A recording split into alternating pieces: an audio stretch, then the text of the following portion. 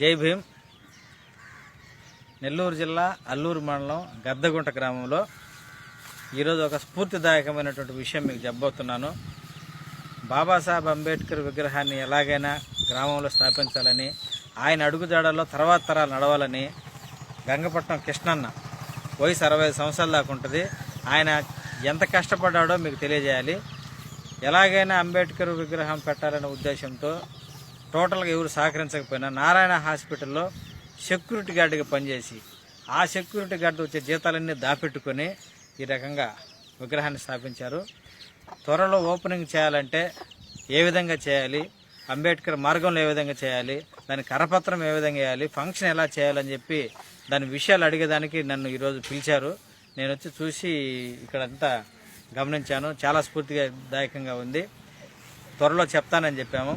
ఈ విషయం మీ గ్రూపుల్లో కానీ ఫేస్బుక్లో కానీ చేరవేసి మిగతా గ్రామాల్లో ఎక్కడైతే ఉద్యోగస్తులు ఎక్కువగా ఉంటున్నారో, ఎక్కడైతే యూత్ ఎక్కువగా ఉంటున్నారో వాళ్ళకి చేరవేసి వాళ్ళు కూడా దీన్ని స్ఫూర్తిదాయకంగా తీసుకొని జై భీములతో వాళ్ళ వారి గ్రామాల్లో బాబాసాహెబ్ అంబేద్కర్ మార్గంలో నడవాలని చెప్పి కోరుకుంటూ జై భీమ్.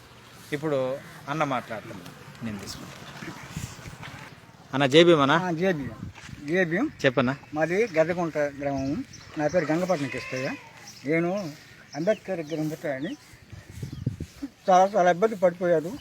నేను నారాయణ హాస్పిటల్లో ఉండి సెక్యూరిటీగా పనిచేసి డబ్బులు సంపాదించి బ్యాంకులో దాచిపెట్టుకొని దాన్ని 2 లక్షలు అమౌంట్తో నేను ఏర్పాటు చేశాను. ప్రతి ఒక్కరూ వచ్చి చూస్తున్నారే కానీ దీనికంచి సహకరించలేదు. అయినా నేను కష్టపడి పనిచేశాను. చెప్పండి. త్వరలో మేము ఒక డేట్ ఇస్తాము.